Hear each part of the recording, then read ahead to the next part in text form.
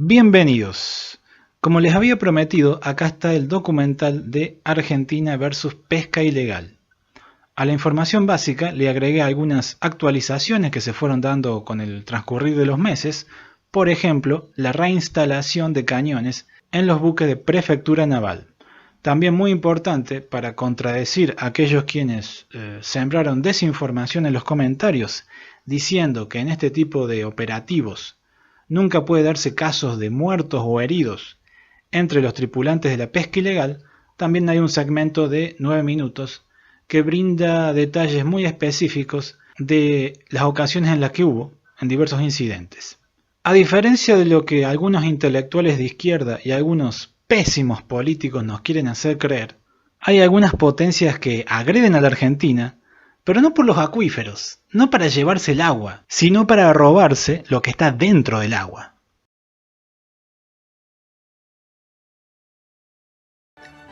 Quería aclararles algunas cosas con respecto al tema de pesqueros ilegales, porque los veo que están muy tensos, con muchas ganas de destrozar todo y con el dedo en el gatillo. Me los imagino así.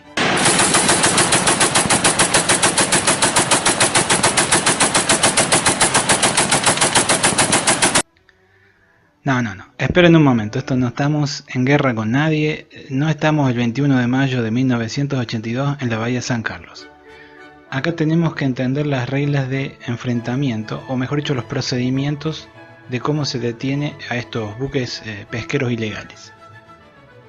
Lo primero que hay que entender que esto es principalmente una tarea policial. Incluso cuando la hace la Armada, no se usan procedimientos militares, sino se usan procedimientos policiales. Los pesqueros ilegales, el principal delito es el robo. Entonces uno tiene que tratarlos como si fuera un ladrón. Al ladrón lo primero que se busca es que se detenga. El buque de patrulla argentino se sitúa cerca y lo primero que hace es llamarlo en dos idiomas. Se utiliza el castellano, el español y el inglés. Si el buque pirata, digamos, no detiene su marcha, entonces se empiezan a hacer disparos de advertencia en la proa, por delante de la proa del barco. O sea, se hacen piques en el agua delante del barco para que el barco infractor vea que se le está disparando. Si todavía no se detiene, lo que se hace es dispararle a la estructura del barco. No con el objetivo de herir a alguien, sino, digamos, que se sientan los impactos sobre la estructura. Y le puedo asegurar que un tiro de calibre 50 de ametralladora 12-7 golpeando la chapa del barco se siente y bastante fuerte. Si no se detiene en esa instancia, ya se procede a disparar a la zona del motor. Que el motor generalmente está a 3/4 del largo del buque. O sea, si miramos de la proa a la popa, está al 75% del largo, más o menos por ahí, y abajo. Y si la situación se deteriora, ya en un caso extremo que el buque quiera escapar o que pretenda agredir al personal de prefectura o armada, se le dispara por debajo de la línea de flotación para hundirlo. Hace ya 30 años también hubo casos de que se disparara con cañón hacia lo que vendría a ser el puente de mando. En el año 1986, no estoy seguro si era el 86 o el 85, pero hubo un caso que el guardacostas prefecto Derbez ametralló con fuego de cañón de 40 milímetros, a un pesquero taiwanés que estaba pescando ilegalmente al sur, en las costas, al sur de la provincia de Santa Cruz. Este pesquero había intentado también embestirlo. Ese fue un caso muy sonado en su época porque en la tripulación del pesquero ilegal, debido a los impactos de 40 milímetros, hubo algunos muertos y muchos heridos. Pero esta opción de disparar sobre puente de mando, yo la verdad que en estos últimos 10 años no la he visto utilizada ni por prefectura ni por la armada. Ahora, ¿qué se hace con el buque una vez que se captura? Se trae a puerto, a un puerto argentino. En este caso, el último caso del buque español se lo llevó a Comodoro. La carga no se puede devolver al mar, ya es pescado, ya son peces muertos. Entonces lo que se hace es aprovecharla, porque es una carga que está refrigerada y es obviamente apta para consumo humano.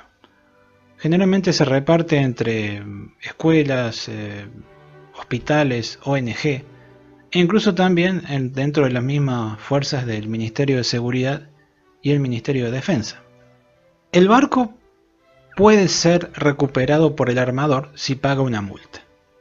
La carga no hay forma que la recupere, la carga queda confiscada sí o sí, porque es el objeto del robo, o sea, es lo que nos ha robado a los argentinos este buque ilegal.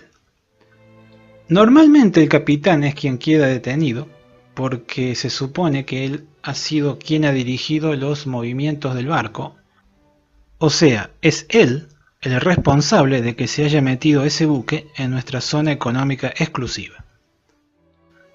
Algunos de ustedes en los comentarios plantearon la posibilidad que el buque sea confiscado. Eso sí puede pasar, pero únicamente si su propietario no paga la multa que le ha impuesto el gobierno argentino. Digamos, por ejemplo, que el gobierno le da 3 meses de plazo para pagar.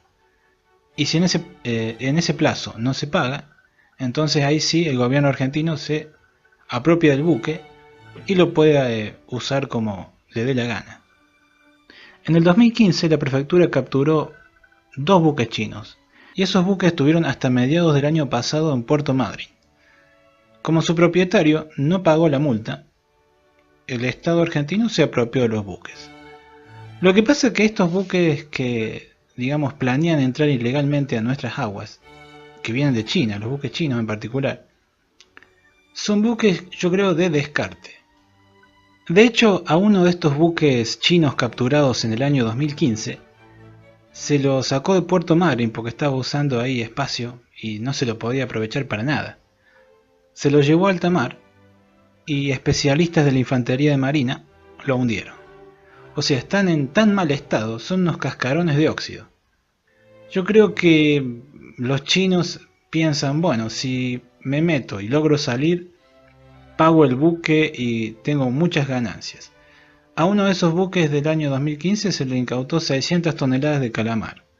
Eso en China son entre 8 y 9 millones de dólares. O sea, cuando el buque estaba lleno, la carga del buque era más valiosa que el buque mismo.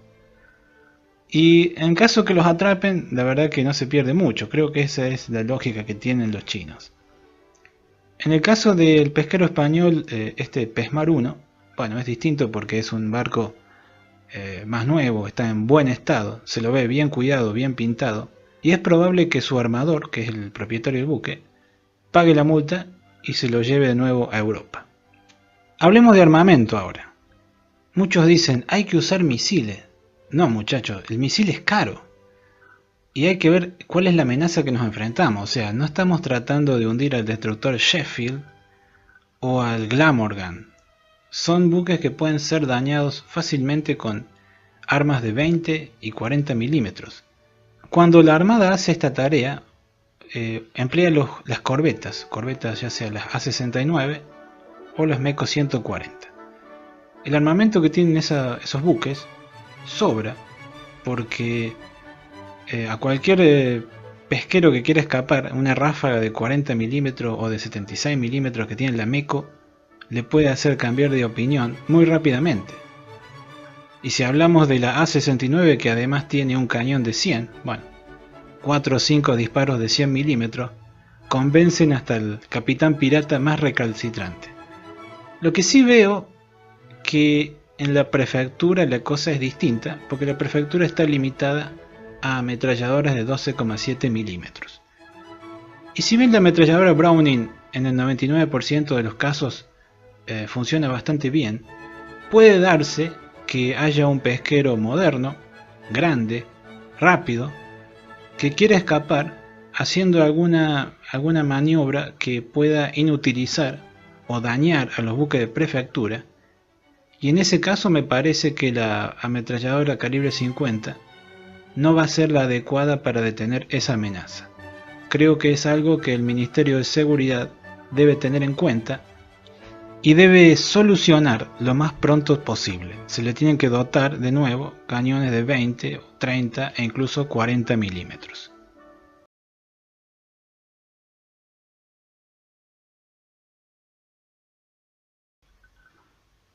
Evidentemente tenemos que empezar a analizar un poco qué pasó ayer con el enfrentamiento de Prefectura contra esa especie de flotilla china. Hay cosas buenas y cosas malas.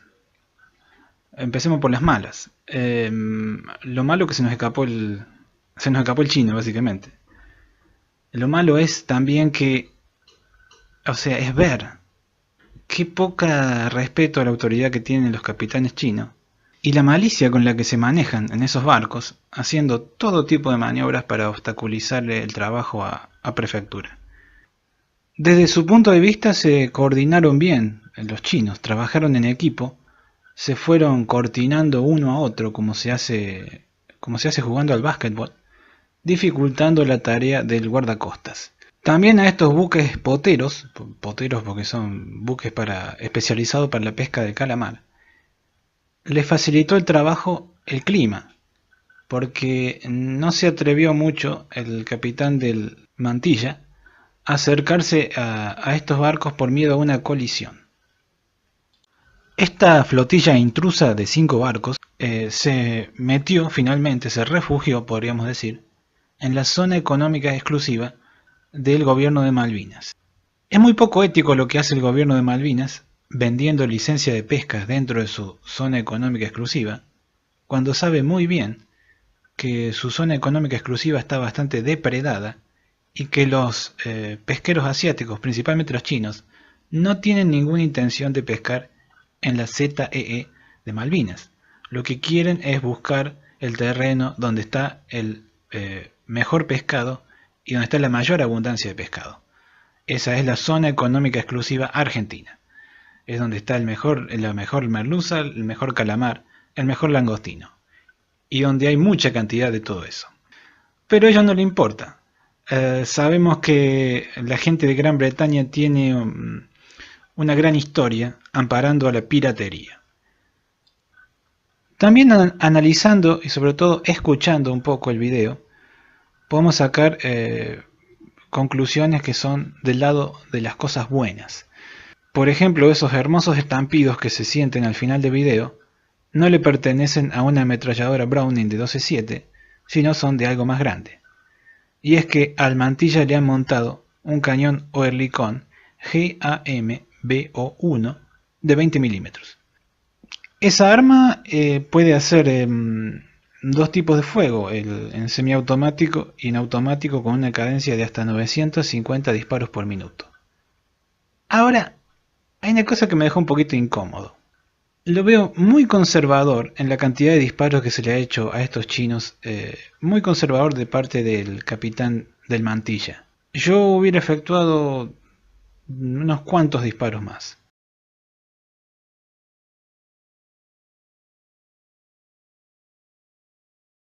Dos hundimientos separados por un largo periodo de tiempo, separados por 30 años.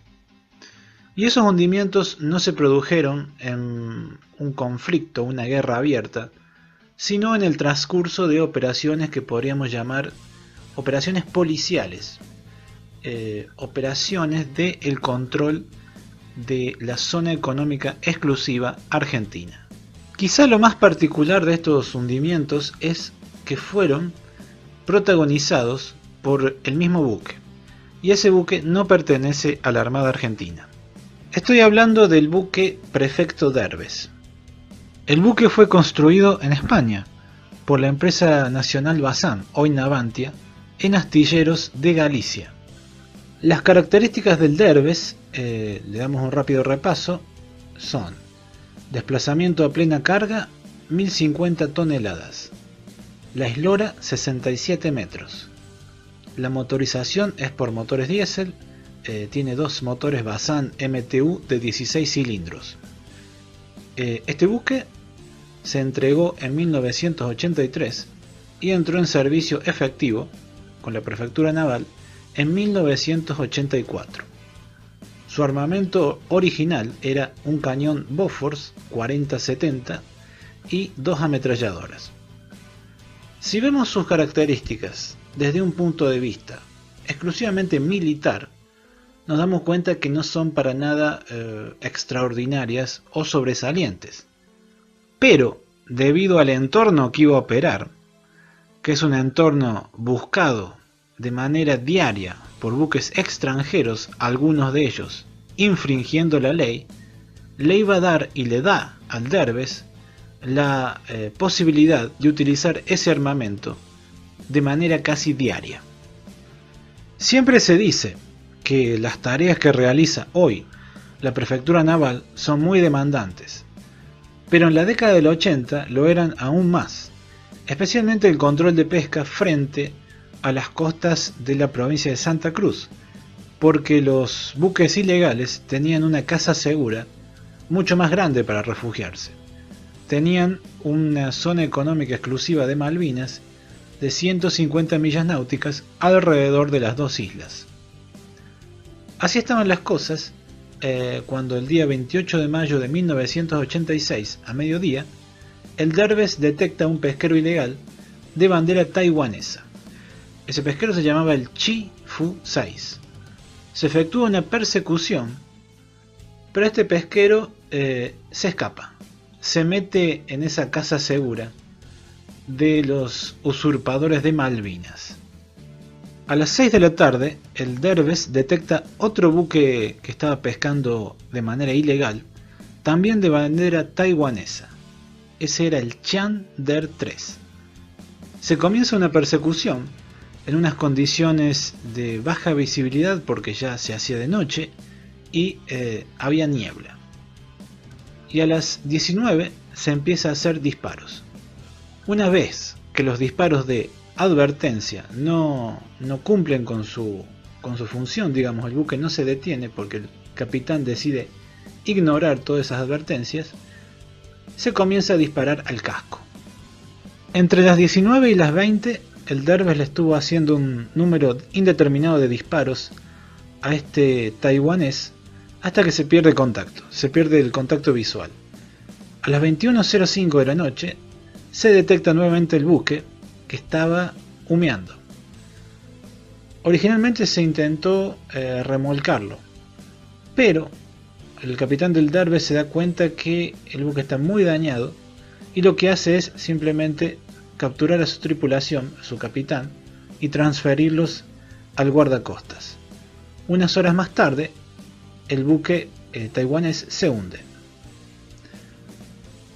El hecho más importante fue que los disparos de 40 milímetros causaron 2 muertos y 6 heridos de diversa consideración. El hecho que hubiera muertos causó cierta repercusión mundial y una protesta del gobierno británico que acusó falsamente al buque de prefectura naval de estar operando dentro de la zona económica exclusiva de Malvinas. Evidentemente las intenciones no eran causar bajas, pero una bala de 40 milímetros, aún sin detonar, tiene cierta importancia y las esquirlas pueden causar daños graves y heridas evidentemente muy serias. Peguemos un salto de 5 años. Vamos desde 1986 hasta el 15 de marzo del 91. Ese día el prefecto Derbez detecta y persigue a un buque potero, o sea un buque para la pesca de calamar de bandera taiwanesa. Ese buque era el Longwei 866. Y las mismas conductas piratescas cuando el buque que estaba pescando de manera ilegal dentro de la zona económica exclusiva se le pide que se detenga, lo que hace es apagar sus luces y acelerar al máximo sus motores intentando escapar. Luego de los procedimientos normales se empieza a disparar. Un impacto de 40 milímetros atraviesa el casco, la parte trasera de la popa, e inutiliza el motor. Cuando el Derbez llega a capturar ese buque y evacúa a su tripulación, se da cuenta, descubre, que también hay bajas. Hay un marinero de 17 años que ha fallecido a causa de los impactos. Y la verdad que fue una cosa lamentable, ¿no? Una muerte tan joven. Pero esas son a veces las consecuencias cuando uno trabaja para gente que no respeta la ley. Los años pasaron Y quizá lo más importante de este periodo, ya finalizando la década del 90 y entrando en el siglo XXI, fue las dos modernizaciones a las que se vio sometido el Derbez. Una relativamente somera entre el año 2000 y 2002, y otra más extensiva entre el 2013 y 2015.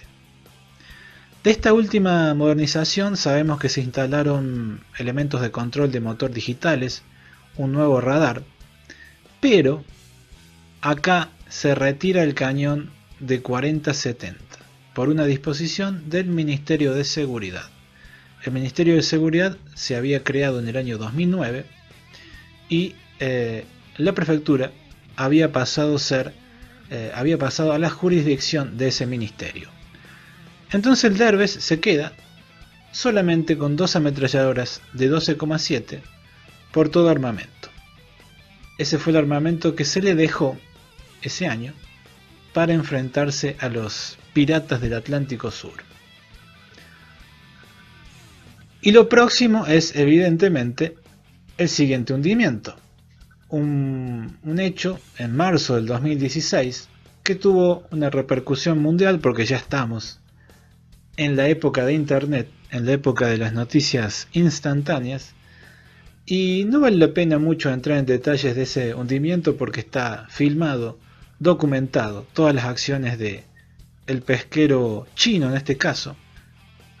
La oleada taiwanesa de los años 80 y 90 ha dado paso en el siglo XXI a una invasión de pesqueros ilegales, pero de la China continental. A finales del año pasado hubo una última modificación en el armamento del prefecto Derbez, y eso fue incorporar un cañón Oerlikon de 20 milímetros.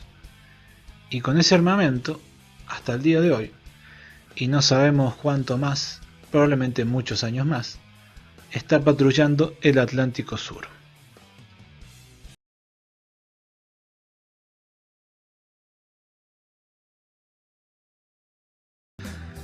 Miren, la cosa con los satélites y hasta cierto punto con los aviones de patrulla marítima es, con esos elementos uno puede saber qué está pasando.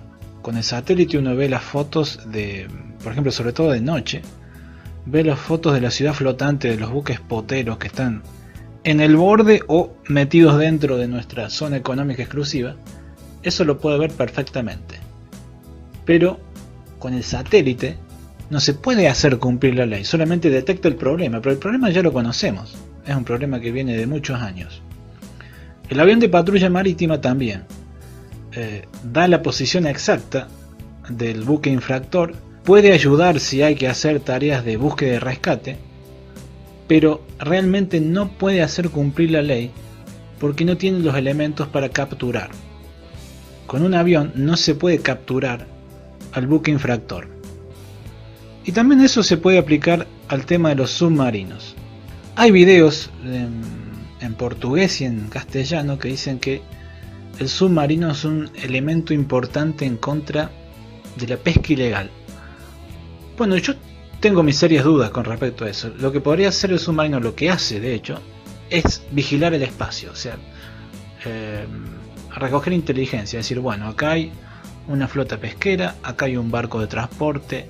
O sea, eso lo puede hacer por medio de sus periscopios, de sus sensores, sonar activo, sonar pasivo, y cuando está en superficie con el radar. Pero tampoco tiene los elementos para hacer disparos intimidatorios y capturar a la tripulación de ese pesquero ilegal.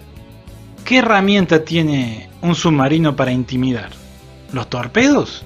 ¿Un torpedo de 533 milímetros? Que cuesta casi $1 millón gastado en un pesquero ilegal que puede ser detenido con disparos de 20 o 30 milímetros, que esas balas difícilmente llegan a $50 cada una, no tiene ningún sentido. Además, la carga, con el impacto de esa explosión, se volatilizaría. Haríamos paté de pescado por todo el Atlántico Sur. El submarino es para una guerra abierta. O sea, la verdadera utilidad del submarino se ve cuando las cosas se ponen feas en serio. Y eso lo podemos ver con el submarino británico Conqueror. Anduvo paseándose por el Atlántico Norte jugando a las escondidas con los submarinos rusos, pero realmente nunca tuvo que apretar el gatillo hasta que no hubo una guerra abierta, que fue la guerra de Malvinas. Lamentablemente nos cayó a nosotros que haya sido ese buque que vigilaba la flota, una de las puntas del movimiento de pinzas que pretendía hacerle la Armada Argentina a la flota de invasión británica en mayo de 1982. Y ese submarino realmente se estrenó cuando le disparó los torpedos al Belgrano. Ahí sí mostró su verdadera efectividad. Ese submarino no hacía control de pesca, nunca lo hizo. Hay que usar la herramienta adecuada para hacer el trabajo correcto. Y si alguna vez se quiere reconstruir el arma submarina de nuestra armada, esos buques, esos sistemas de armas deberían enfocarse a controlar las posibles incursiones en nuestro territorio marítimo nacional de buques militares extranjeros. Ahí es verdaderamente rentable el submarino, persiguiendo, vigilando, identificando, cazando entre comillas, a destructores, fragatas y a otros submarinos. La única buena noticia con respecto a esto del tema del control del espacio marítimo argentino es que para lograrlo, como están las cosas al día de hoy, no se necesita tanto dinero como uno pudiera pensar. Porque después de todo tenemos 10 buques que han sido pensados para ser modernizados. Son 10 buques de construcción modular, que son los MECO 140 y los MECO 360. Y para fabricar buques nuevos para hacer ese control marítimo, como ustedes vieron con el caso de las patrulleras francesas, realmente no son buques tan caros. Y creo que la fabricación de estos buques, principalmente para el Ministerio de Seguridad, es el último nicho que le queda a los astilleros argentinos si quieren dedicarse a hacer buques artillados, porque verdaderamente pienso que las habilidades de construir destructores y fragatas en la Argentina, lamentablemente, los astilleros la han perdido. Yo seguiré hablando con ustedes en otra ocasión. Les mando un abrazo.